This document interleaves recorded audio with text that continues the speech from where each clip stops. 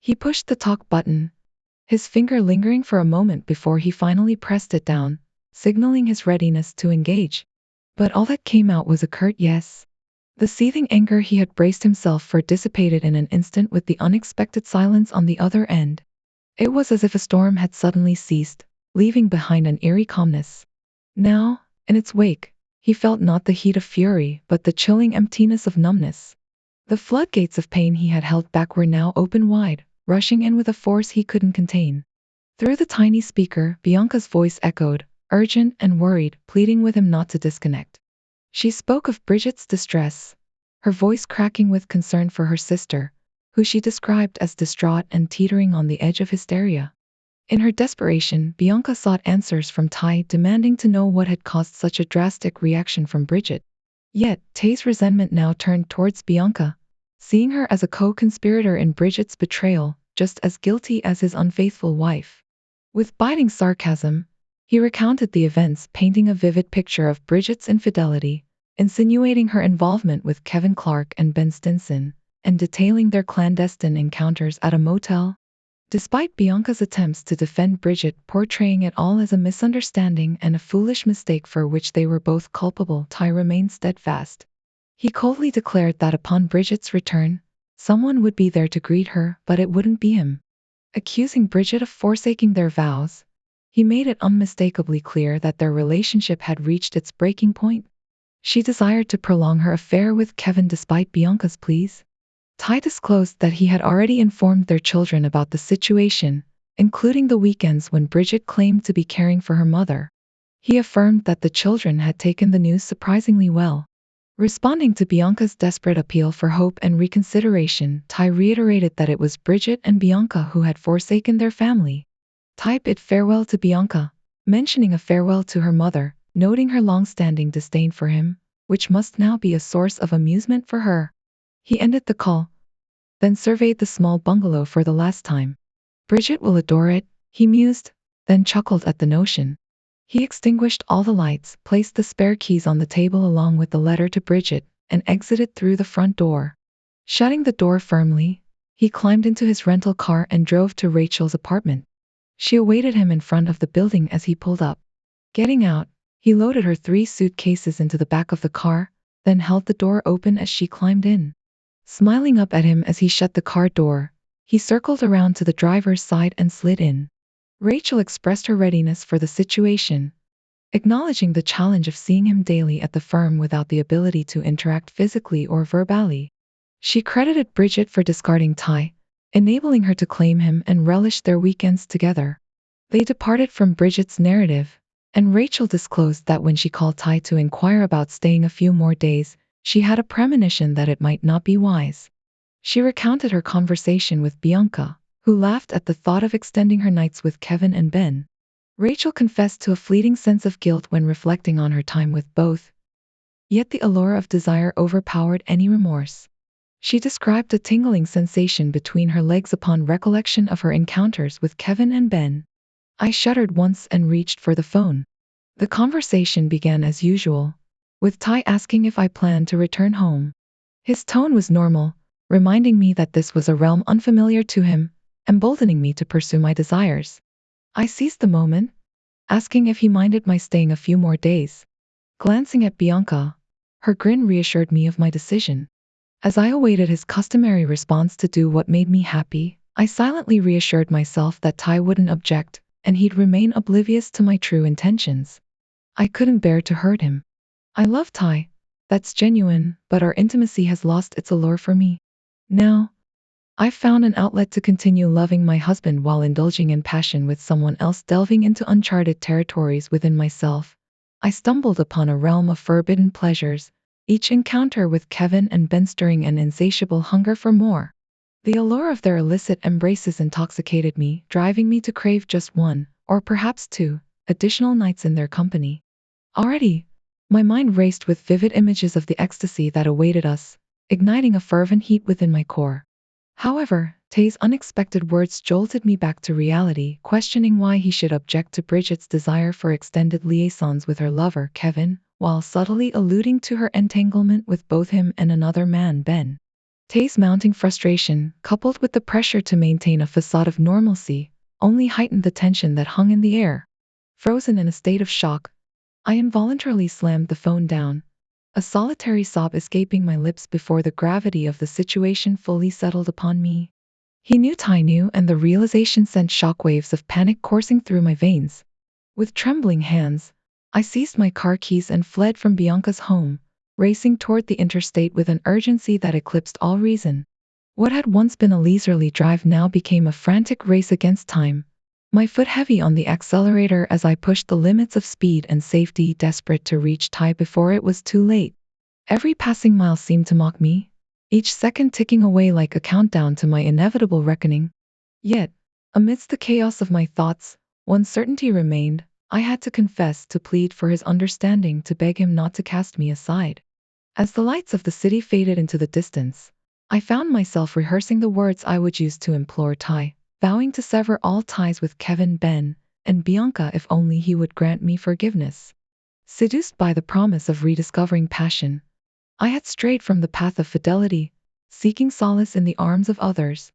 But now, faced with the prospect of losing the one person who truly mattered, the gravity of my transgressions weighed heavily upon me.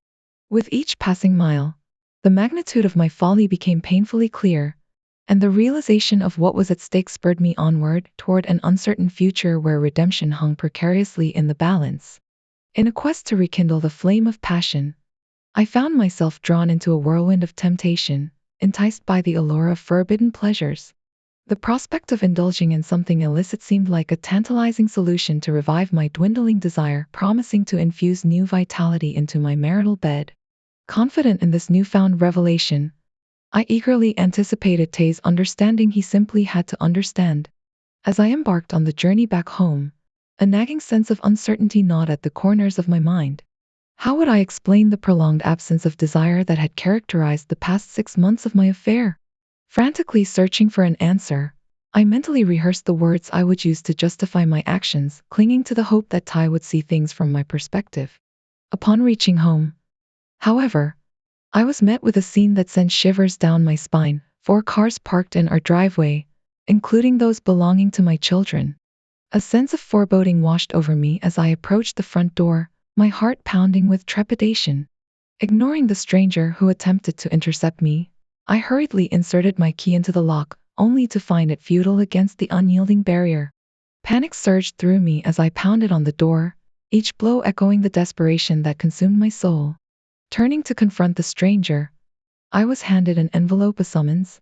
With trembling hands, I accepted another envelope containing keys to a new residence, its promise of liberation overshadowed by the looming uncertainty that now enveloped me like a suffocating shroud. I accepted the envelopes with a heavy heart, emotions swirling within me like a tempestuous sea. He reached into his coat pocket, retrieving a legal-sized white envelope. Within its confines lay several checks, tangible representations of our closed savings and checking accounts. The realization that our financial ties were severed hit me like a sledgehammer. The house, our once shared sanctuary, stood on the precipice of being sold. Its potential proceeds loomed in the distance, a distant promise veiled in uncertainty. Every detail, meticulously outlined in the divorce papers, served as a stark reminder of the irreparable rift between us. As he prepared to take his leave, he extended a business card from his jacket pocket. "In case it slipped your mind," he remarked, his voice tinged with a hint of finality, "this is your husband's attorney."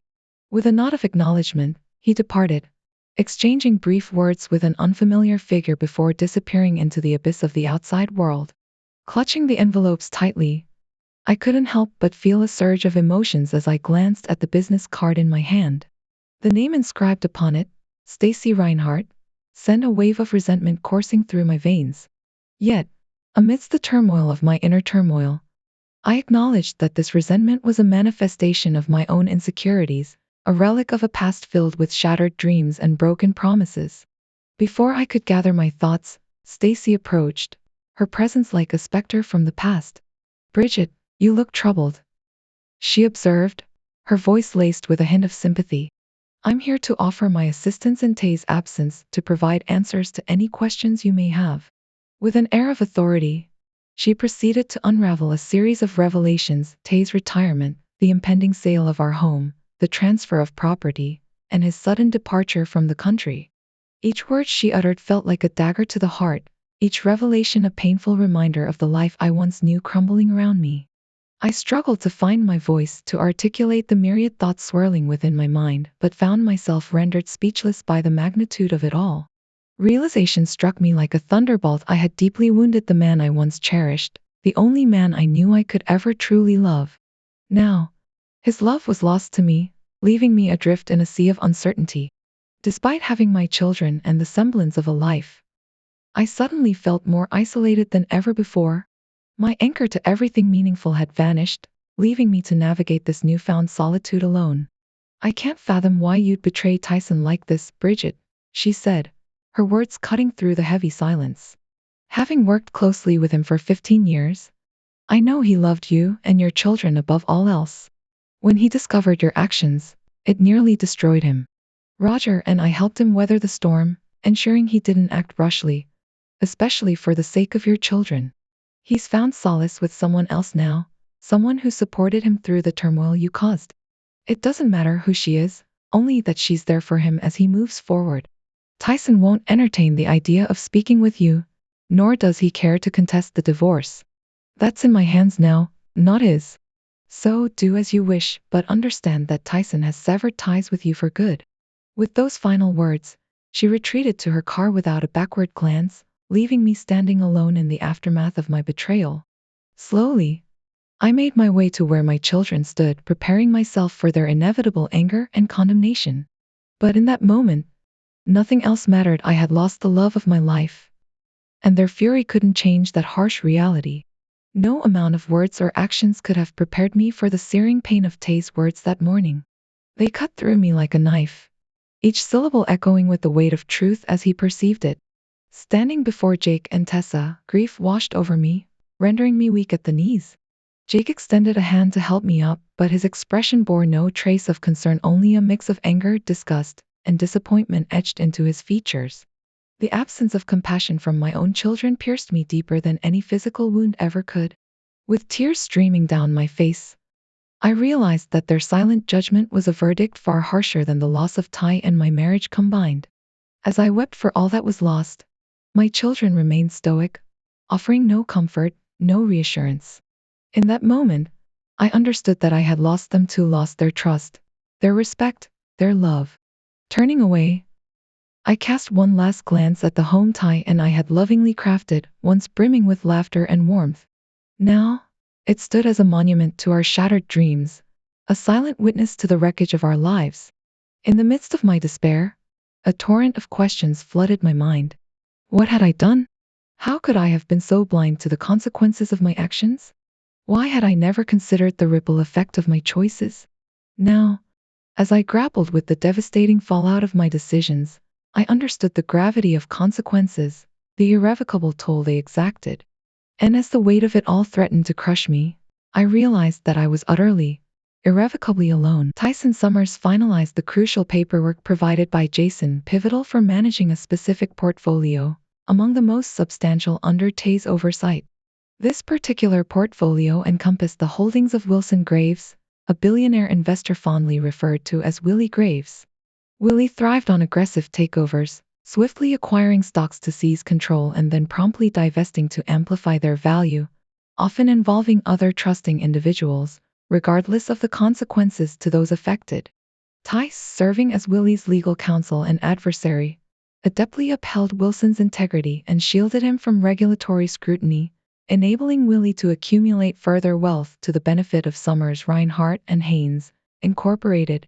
Meanwhile, Jason made significant headway in overseeing portfolios for his other clients, striving to achieve full control within the remaining 2 weeks, marking the culmination of the 3-month process of transitioning all of Tay's clients, except for his select few. Only Jason, Stacy Reinhardt, and Clayton Haynes were privy to Tay's imminent retirement. Tai once again reminded himself of the necessity to prioritize personal time. As one of the firm's founding members, alongside Stacy and Clay, they had transformed it from a modest law practice into one of Columbus, Ohio's largest and most influential establishments. However, This triumph had exacted a toll on Tai's personal life, impacting both his marriage to Bridget and their family. Having recently celebrated their 20th wedding anniversary, Tai and Bridget were blessed with two children, Jake, aged 19, and Tessa, aged 18, both flourishing in college. Despite their material comforts, Tai discerned that Bridget's waning interest in their intimate life posed a significant concern. While Tai's ardor remained fervent, Bridget attributed her diminished libido to a transient phase, pledging to broach the matter with her doctor during her forthcoming checkup, which was nearly a year ago. Yet, their romantic life showed no signs of improvement, prompting Tai's frustration, leading him to reluctantly set aside the issue without further discussion. One source of apprehension for Tai stemmed from Bridget's frequent visits to her hometown of Mansfield, Ohio. She explained these trips as necessary due to her mother's ailing health and the solitary plight of her sister Bianca, who still resided in Mansfield. Bridget felt obliged to help her sister Bianca by taking regular trips back to their hometown of Mansfield, Ohio, which started 6 months ago and now occurred every other week. Departing on Thursday mornings and returning late Sunday nights, Bridget made sure to maintain communication by calling every evening at 9 p.m. and ensuring her phone was always within reach. However, this routine left Tai alone for 3 or 4 days biweekly, a situation he increasingly found unsettling. On this particular morning, Bridget embarked on yet another trip, leaving Tai to his own devices once again. Despite his disappointment, Tai hinted to Bridget about a surprise he was working on, set to be revealed in a couple of weeks. He even dropped hints about Stacy's involvement, hoping to spark Bridget's curiosity or perhaps even a hint of jealousy. However, Bridget's reaction was underwhelming, prompting Tai to simply let the matter go and allow her to focus on her packing after their customary farewells. As Bridget set off, Tai headed to work, knowing she would be gone within the hour. Later in the day, after wrapping up his tasks at the office and exchanging pleasantries with Rachel, his secretary Tai made his way down the carpeted hall to Stacy's office for a chat before heading home. Tai's habit of knocking once and entering unannounced was well accepted among the partners. Greeting Stacy warmly, Tai suggested they call it a day and grab a drink together. Stacy, however, expressed hesitation, citing her reluctance to return to an empty house. She had plans to attend her son's school play, where Roger Jr. had secured the lead role in Pirates of Doom. Tai playfully teased Stacy about the play, acknowledging the natural bias parents have when it comes to their children's performances. Stacy laughed along, happy and content in her 46-year-old, decade-long marriage. Reassuring Tai about the progress on their project, she declined Jason's offer of assistance, confident that everything was proceeding smoothly. Expressing concern about Tai's impending retirement, Stacy tried to persuade him to reconsider, highlighting his pivotal role in the company's success. Tai graciously acknowledged Stacy's sentiment, complimenting her contributions and assuring her that she, along with Clay and the younger team members, would continue to thrive even after his departure. He commended the younger generation's commitment, specifically singling out Jason and hinting at the prospect of extending a partnership offer to Alice Chambers down the line. Stacy reciprocated the sentiment, expressing her fondness for Jason and Alice, adding that Raj would also be joining them at the upcoming event. Tai bid Stacy goodnight, welcoming Raj warmly and making plans to catch up with Stacy the following day. Driving to his sprawling estate in the Columbus suburbs, nestled on a vast 5-acre plot, Tai found solace in the tranquil surroundings. His lavish home spanned over 5,000 square feet and boasted luxurious amenities including a hot tub cascading into a pristine pool, a charming cabana, 2 tennis courts, and an expansive garden bursting with colorful blooms all through the summer and into fall. As the children had flown the nest, Bridget had made the decision to let go of the household staff, realizing that their palatial home was now too spacious for just the two of them. Though they hadn't fully committed to the idea, Bridget suggested that perhaps it was time to downsize, proposing they give it a couple more years before taking the plunge.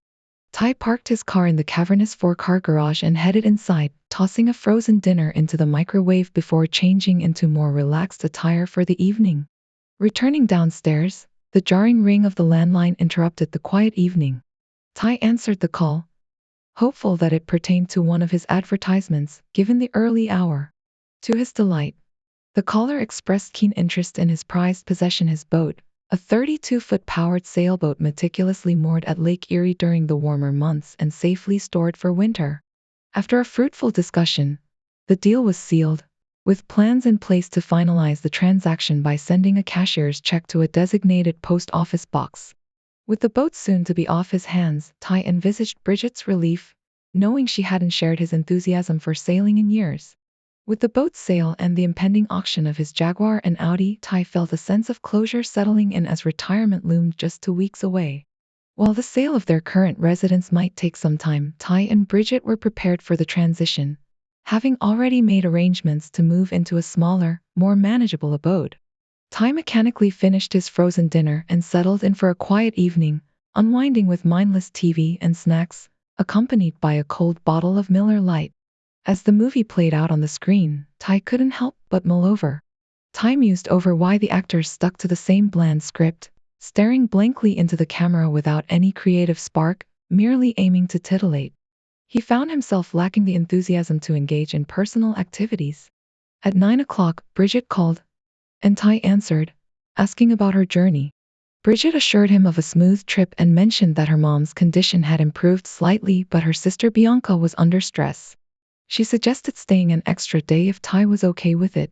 Despite a twinge in his stomach, Tai brushed off the discomfort and agreed, telling Bridget to do what she felt was best. Tai also checked on her plans for Monday, asking if she needed anything, and noticed she hadn't taken much with her. Bridget explained she had left some things behind and assured Tai she would manage fine. She then brought up the surprise he had mentioned earlier, expressing excitement to learn more about it. Somewhat taken aback by her interest, Tai informed her it was proceeding as planned, with Stacy nearly finished with her part and everything else falling into place. Bridget promised to call him the next night and bid him good night, closing the call with a simple "I love you." Noticing Bridget's haste to end their conversations, Tai observed she didn't reciprocate his "I love you" with more than a good night. Nevertheless, he smiled, attributing her swift exits to her likely busy schedule with her mother. Tai then reflected on Bridget's family dynamics, acknowledging the dysfunction and his own strained relationship with her mother and sister Bianca, who had divorced due to infidelity. So, another weekend alone lies ahead, Tai mused to himself. To occupy his time, he called the kids, chatting with them for over an hour, reminding them of their plans to visit in 2 weeks before letting himself unwind. He drifted off to sleep on the couch, waking in the middle of the night with a stiff neck. Tai headed to bed, experiencing an unusually dreamless sleep, which he welcomed considering his recent unpleasant dreams. The next 2 weeks passed as usual, with Tai diligently wrapping up his cases and ensuring Jason was fully briefed. He spent much of the second week reaching out to clients, informing them of his impending retirement. For the most part, Tai found his colleagues sharing in his joy, willing to collaborate with Jason as he transitioned into his new role. However, a few sought additional reassurances from either Stacy or Clayton, which Tai promptly facilitated. By the time Bridget embarked on her trip to Mansfield that final Thursday, everything had smoothly fallen into place. Despite the challenges, Tai had managed to keep his impending retirement clandestine from Bridget, deftly maneuvering around her waning interest in his work and the surprise that had slipped her mind. He planned to broach the subject when she called on Sunday morning, especially if she hinted at extending her stay. Friday, his last day at work, unfolded as a whirlwind of activity. Alongside Rachel, he meticulously tidied the house and ensured all necessary paperwork was seamlessly transferred to Jason, facilitating a smooth transition. Delegating the handling of his incoming calls to Jason was made easier by Rachel's familiarity with his secretary. His final task was to instruct Stacy to finalize all arrangements, a responsibility she assured him she would fulfill despite her commitments at the courthouse. With the retirement party at the Risen Hotel looming, Tai departed for the event after lunch, fully aware that Bridget's absence would not impede the proceedings. With everything set in motion, Tai spent the afternoon meticulously tying up loose ends. Contracts were signed, movers were dispatched, and cleaners were enlisted to ensure the house was in immaculate condition for listing the following day.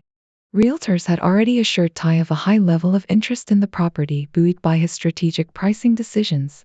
Lastly, Tai ensured that all financial matters were meticulously attended to.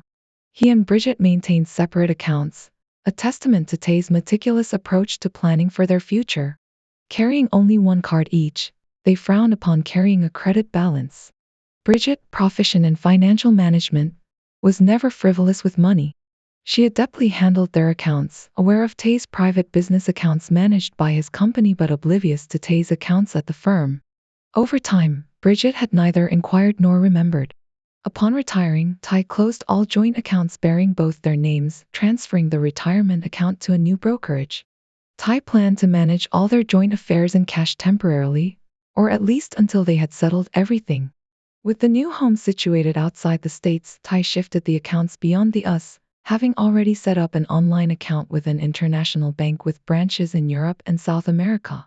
Tai was confident that Bridget would adapt easily to the change, given her astuteness in financial matters. Confirming the availability of tickets, Tai envisioned spending the next few months with Bridget at a stunning Costa Rican resort. From sunbathing to swimming, sailing, and horseback riding, they had an array of activities planned. Tai, after visiting the resort solo to confirm its authenticity, directed Rachel to book the trip and make reservations. Eager to ensure everything was in place by the time of his retirement, Tyson had amassed considerable wealth from handling high-profile cases for affluent clients, charging premium fees. Recognizing his expertise, his clients retained him with substantial retainers. Tai strategically invested his earnings in high-risk accounts, yielding significant returns over the years. Leveraging his legal knowledge, he moved most of his money into offshore accounts legally, without any agreements with the US. These accounts remained undisclosed to Bridget, providing an element of surprise. Were she aware, she'd be astonished at their value. Importantly, this money was shielded from US tax laws or jurisdiction, a fact Tai ensured remained confidential within the firm. Despite Bridget's previous suggestions about retirement, Tai had subtly shelved the topic over the past year. Believing his retirement would please her given her complaints about his work hours, Tai intended to unveil it as a surprise for Bridget upon her return on Sunday night. He was confident. She planned to return home on Sunday, intending to reveal the surprise during their morning conversation. Everything had fallen into place flawlessly so far. The party had been a lively affair, with Tai mingling with the guests, sharing anecdotes of their most memorable cases. Jason, in particular, had been attentive, ensuring no detail escaped his notice. Tai admired Jason's diligence in recognizing his value to the firm. Stacy and Clay, who were aware of all his plans, had pledged secrecy. Stacy subtly expressed her approval of Tay's plans as they danced together, discussing the final arrangements. She assured Tai that everything was set for the surprise, meticulously keeping track of checks and amounts to ensure Bridget's amazement and Tay's satisfaction. Tai expressed confidence in Bridget's delight at the surprise, and Stacy humorously agreed.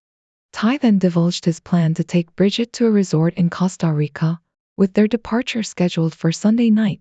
He promised to provide her with a permanent contact number but mentioned that his new cell would be active in the meantime. While Tai suggested that Roger and Stacy could do something similar, Stacy indicated her commitment to her current role. Tai urged her to convey his apologies to Clay for not involving him in their plans. Tai stayed at the party until nearly midnight before leaving. He missed Bridget's call but found her voicemail, where she explained that she was staying at her mom's for the night and asked Tai not to disturb her mother by calling. Bridget promised to call the next night and requested Tai to be home. She bid him good night, and as expected, she wouldn't call that night. After leaving her message, he spent the evening packing his clothes and ensuring Bridget's belongings were neatly organized. With limited time before Sunday night, Tai aimed to avoid any return trips after the movers finished the next day, meticulously preparing for their departure. He meticulously packed Bridget's belongings, ensuring a smooth process with no room for errors. Planning to spend the night at the bungalow, he arranged for all calls to be forwarded to his new cell starting the next day, once everything was transferred. Tai wrapped up his tasks, made a final confirmation call, and then retired to bed, pleasantly exhausted from the party yet slightly anxious, hoping for no unexpected issues as he drifted off to sleep. Saturday was dedicated to packing and moving furniture from their home. Despite feeling a twinge of sadness, Tai left the movers to their tasks and returned to the bungalow. With their kids due to arrive around noon, Tai briefed them on his plans to avoid surprising them too much. While he had hinted at his retirement, he didn't disclose specifics about Costa Rica, seeking their assurance not to spoil the surprise for Bridget until she returned on Sunday night. Although Jake and Tessa initially expressed dissatisfaction with his decision, Tai reassured them about their college tuition and reiterated that his retirement was a mutual decision between him and Bridget. After a subdued dinner, Tai fielded Bridget's usual 9 o'clock call, expecting her return as she didn't mention any further delay. After the call, the kids revisited Tai's plans, seeking confirmation of his resolve. Tai assured them and retired to the spare room for the night. With all arrangements in place, Sunday required minimal effort, with everything set and the house immaculate. Returning to the bungalow, Tai awaited Bridget's call, anticipating her imminent return. As the moment approached for Bridget's departure, Tai found himself in a state of restless anticipation, his nerves tingling with an uneasy tension. He glanced at the clock, noting that it was nearing the usual time for Bridget's call, typically falling between 10 and 10:30 in the morning. With the kids out socializing with friends, the house felt strangely quiet, amplifying Tai's sense of apprehension as he waited for the familiar ring of the phone. When Bridget's call finally came, Tai's heart skipped a beat, his pulse quickening with a mixture of anticipation and trepidation. He answered the phone with a tight grip, bracing himself for whatever news she might deliver. However, her words caught him off guard, sending a ripple of disbelief through his being. Bridget expressed her desire to extend her stay, citing reasons related to her sister Bianca's needs and unfinished tasks in Mansfield. Tai felt a surge of conflicting emotions rising within him, a turbulent whirlwind of frustration, disappointment, and a simmering anger that had been quietly brewing beneath the surface for far too long. For months, he had suppressed his suspicions and doubts, choosing to ignore the signs of Bridget's possible infidelity. Now, faced with her request to prolong her absence, the truth could no longer be denied. Summoning his courage, Tai confronted Bridget, his voice laced with a mixture of sarcasm and barely contained rage. He dared to speak the words that had been gnawing at him for months, accusing her of deceit and betrayal, of carrying on relationships with both Kevin and another man named Ben. Each word was like a dagger, piercing through the facade of their marriage and laying bare the painful truth that Tai had been unwilling to acknowledge until now. The line fell silent in the wake of Tai's accusations, the weight of his words hanging heavily in the air. Bridget's response was a single, stifled sob before she abruptly ended the call, leaving Tai alone with his tumultuous thoughts and emotions. He stared at the now silent phone in his hand, his mind reeling as he grappled with the enormity of what had just transpired. In that moment of solitude, Tai felt the full force of his anger and betrayal wash over him like a tidal wave. He knew that the road ahead would be fraught with uncertainty and pain, but he also understood that he could no longer ignore the truth. With a heavy heart and a mind filled with turmoil, Tai braced himself for the storm that was about to engulf him, uncertain of what the future might hold.